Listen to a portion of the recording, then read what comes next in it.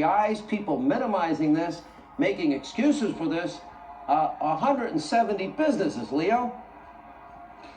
Sean Hannity, I've listened to your monologue for the last 30 minutes. I want every Fox viewer to know I agree with everything you have just said. This is a tragedy. There is universal acceptance that the murder of George Floyd was wrong. We agree with that. I am disappointed, shocked, that there has been no Democratic lawmaker in the last 72 hours who have focused on the criminal activities of these individuals who are not protesting. These are criminals, and they are breaking the law using the guise of caring about George Floyd. It's not happening, and I encourage all you Democratic lawmakers, to stand up and criticize these criminals. I have tremendous credibility as a civil rights attorney.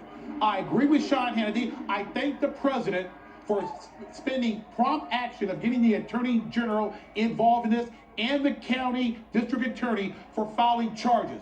But what cannot happen is this Democratic silence. And let me just tell the truth why. Because these Democratic lawmakers do not want to alienate black voters. I got news for you. You're alienating me. I'm a black voter, and you have lost me if you don't stand up and do something about these criminals. Larry Elder, we all three of us have been friendly, haven't always agreed over the years. You are outspoken. That's for sure. I want you to weigh in on all that we see now developing all around the country. We keep going from city to city, and we see what's unfolding again tonight. And by the way, a curfew started 30 minutes ago exactly, and nobody's listening in Minneapolis. Where are the police? What are their plans? They've got to protect the community. Well, Sean, what's so disturbing and destructive about all of this is the premise is wrong. The premise is that there's a systemic, structural, institutional racism by the cops against black people. And the evidence is to the contrary. The CDC has been in the news recently. They did a study and they found out over the last 45 years, police shootings and killings of blacks have declined 75%. While the shootings of whites have flatlined. In fact, an officer is 18.5 times more likely to be shot by a black man than an unarmed black man is to be killed by a cop. When this happens, it is rare. We should deal with them on a case-by-case basis and not act as if this is some sort of reflection of how cops are all across America. They've never been better trained. They've never been better educated. They've never been trained in more de-escalation tactics than ever. The police department is not an institutionalized racist department, and that's what's causing all these people to do it. Larry, the police department retreated last night. They allowed their precinct to get burned. They allowed all these places to be looted. They were nowhere to be found last night.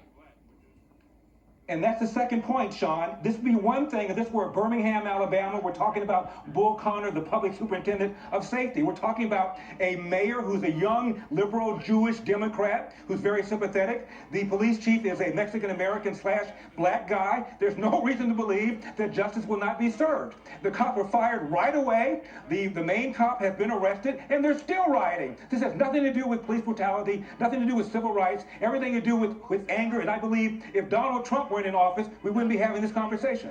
Well, the president was very clear, Leo Terrell, that if the governor and the mayor can't get this job done, they will.